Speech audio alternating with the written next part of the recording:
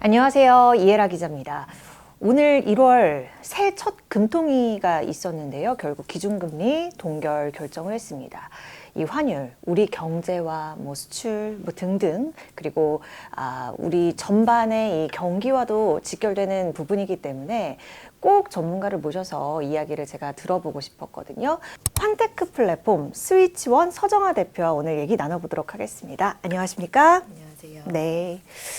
대표님, 기준금리 동결 결정이 됐습니다. 예상하셨던 바입니까? 저는 예상 못했어요. 정말요? 네, 저는 우선 결국 기준금리 동결이랑 인하가 내수랑 환율 중에서 어떤 거를 이제 우선시하느냐 였는데 저는 좀 더 내수를 좀 더 우선시해서 인하를 하지 않을까. 이렇게 좀 생각을 했었는데 동결을 했기 때문에 또 다음 금통위 때는 또 인하를 하시겠죠. 우선은 지금 우리나라 경제 성장률이란 전망치가 핵심이 되는 부분인데 그 부분 자체를 1%, 1.8%? 네, 그리고 또 외신에서는 조금 더 낮게, 네, 이렇게 생각하고 있기 때문에 좀 더 그런 쪽에 좀 집중하지 않을까 생각을 했는데 아무래도 요즘의 환율 자체라는 게 좀 그 심리적인 게 굉장히 많이 반영되는 시기인 것 같습니다. 네. 그 심리적인 게 많이 반영된다라는 거죠? 네. 그러니까 거시적으로 봤을 때 예전에 금리를 인하하고 인상하면 그게 바로 환율에 반영되는 시장이 좀 작년부터 해서 더 이상 좀 아니지 않나라고 생각을 하고 있고요.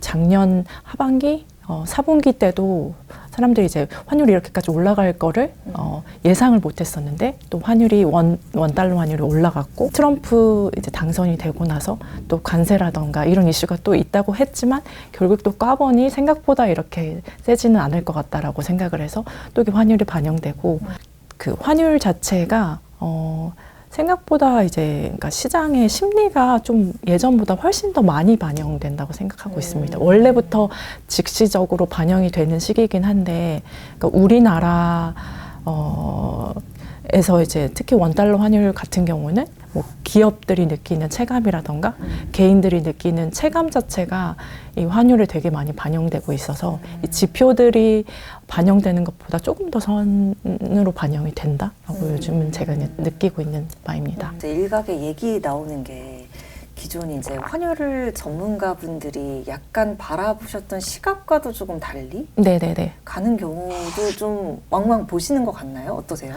네, 완전히 좀 반대로 가는 경우도 좀 많은 것 같아요. 그러니까 정말 장기적으로는 판단을 못 하겠고 3분기, 4분기, 작년 3, 4분기만 봤을 때도 그 전문가들이 환율이 좀 내려가거나 유지를 할 것 같다라고 생각하면 환율이 또 올라가고 또 좀 올라간 상태 좀 올라갈 것 같다라고 하면 좀 내려가고 그러니까 그 거시 지표가 아니라 그때 그 이벤트들에 의해서 좀 많이 반영이 된다고 생각을 하고요. 그리고 이번에 그러니까 원달러 환율 같은 경우도 지금 한국에 이래 없는 계엄이고 또 대통령 이제 체포건 그리고 또 이제 직접적으로 어떻게 반영이 될지 모르겠지만 비행기 사고나 이런 것들 저는 그 심리 자체에 되게 굉장히 많이 영향을 좀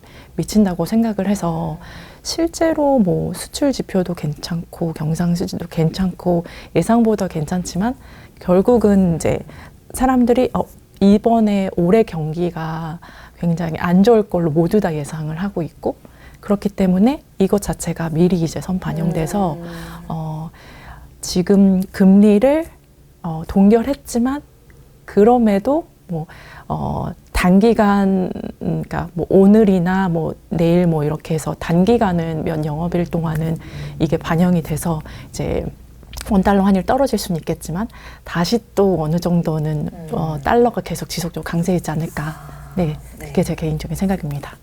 달러가 지속적인 강세이지 않을까라고 말씀을 하셔서 1,500원. 네. 이 숫자가 저는 굉장히 무섭기도 하거든요. 네.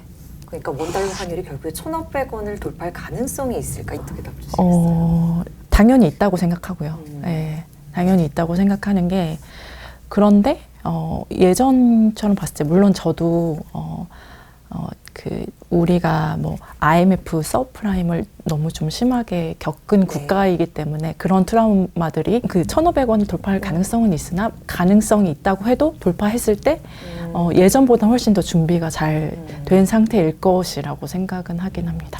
그러니까 네. 그 충격파가 네네. 이전의 경험으로 인해서 네. 어느 정도 우리가 네. 맞닿을 수 있는 그런 방어할 수 있는 체계를 만들고 있다 이렇게 네. 생각을 하시는 거군요. 네, 맞습니다. 네.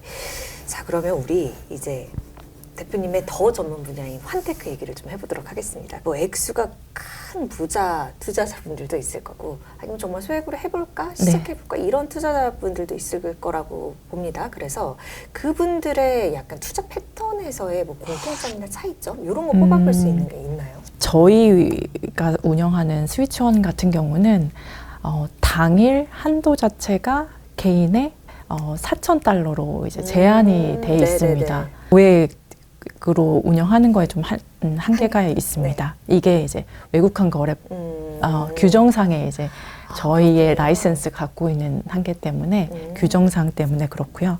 저희 플랫폼을 벗어난 패턴에서 본다고 하면 소액 투자자분들 같은 경우에는 조금 더 그 스캘핑 단타 거래가 좀 많으신 것 같아요.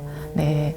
왜냐하면 이제 액수가 큰 걸로 했을 때 예를 들면 이제 뭐 억 단위가 넘어간다고 했을 때 환율의 뭐 1%만 뭐 이게 올라가고 내려가는 것만으로도 본인의 손익 구간이 굉장히 많이 차이가 나다 보니까 좀 안정적으로 하려는 좀 장기적으로 보고 하려는 패턴이 많고 저희 이제 플랫폼 같은 경우 이제 소액 투자자분들이 대부분이신데 그분들은 1원이든 2원이든 조금 올라가면 조금 더 이제 빠르게 거래를 해서 바로 원화로의 차익을 실현하려는 좀 패턴이 많으세요.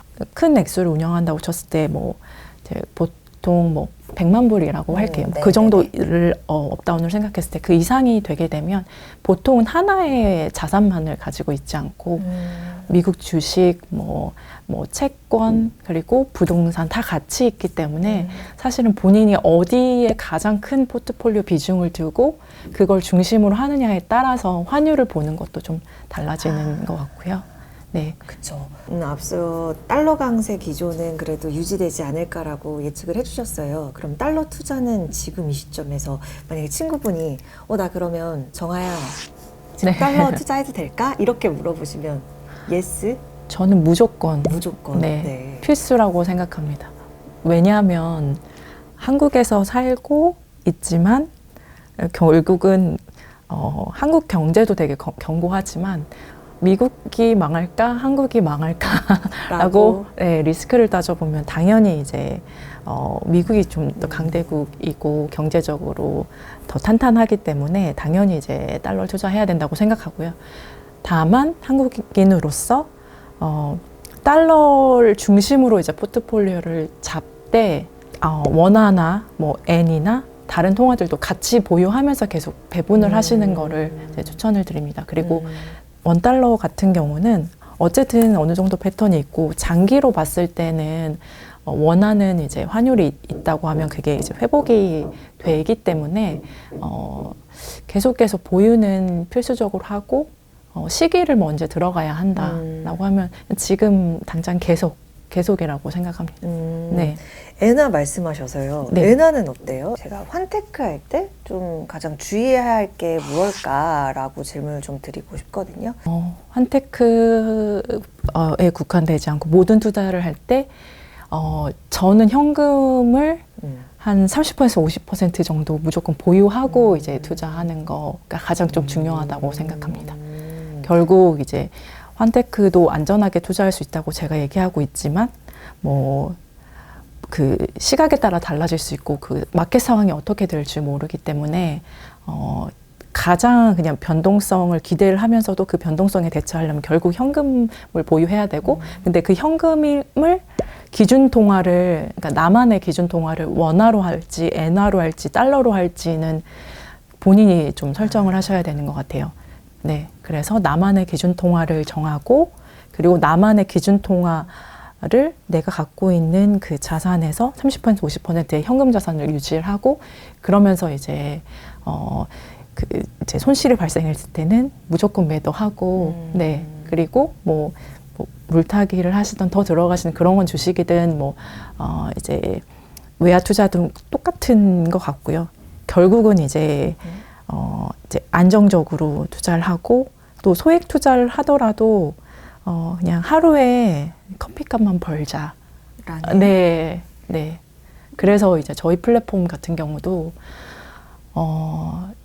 튀르키예 리라라던가 네. 뭐 러시아 루블이라든가 이런 걸 사실 다룰 수 있는데 좀 다르고 있지는 않습니다. 브라질 헤아라나 뭐 이렇게 변동성 엄청 심한 통화들 자체가 고객들이 봤을 때 수익을 얻을 수도 있지만 손실이 날 수도 있기 때문에 네, 그래서 변동성이 심한 구간, 그러니까 지금처럼 유례 없는 변동성과 또 우리나라 정치적, 뭐 경제적 여러 가지 이슈들이 많을 때는 네, 안정적으로 네, 하시는 거를 네, 그리고 수익이 조금 나면 그러니까 욕심을 버리고 그냥 차익 실현하시는 걸 이제 주식도 마찬가지, 저는 미국 주식도 마찬가지로 생각하고요.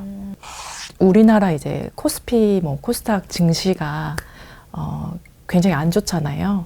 막스피라고 해서 계속 이제 거기를 못 벗어나고 있고, 아무리 기업이 잘 된다고 해도 주주 환원도 안 되고 있고, 그래서 이제 정치권에서도 여러 가지 이제 대책들 내놓고 있곤 하시는데, 근본적으로 제가 생각하기에 우리나라 이제 경제를 일으킬 수 있는 거는 원화 자체가 해외에서 거래가 돼야 된다고 생각하거든요. 네, 예를 들면 미국의 달러, 일본의 엔, 네, 유로, 뭐 해외 어느 국가에서도 거래가 될 수 있고, 그리고 우리가 뭐 국가들을 갈 때 환전을 하기도 하지만 우리가 여기 있어도 그걸 사고 보유를 할 수가 있잖아요. 근데 원화는 글로벌에서 한국에 있는 은행의 계열사가 아닌 이상 그 은행들에서 보유를 할 수가 없어요, 외국인들이. 그래서 우리나라에 들어오는 외국인들이 여행을 할 때도 마치 그냥 되게 후진국에 여행을 가듯이 달러로 갖고 와서 환전을 하던가, 혹은 그냥 와서 이제 원화를 받을 수 있지 현지에서 원화를 받을 수 있지 않거든요. 근데 그건 여행뿐만 아니라 거래할 때도 마찬가지인데, 그 이유 자체가 글로벌로 우리나라가 그 IMF든 서프라임이든 이런 위기들을 겪으면서 그 외환 보유액에 대한 엄청난 압박을 받고 있잖아요. 시대가 많이 변해서 이걸 풀어야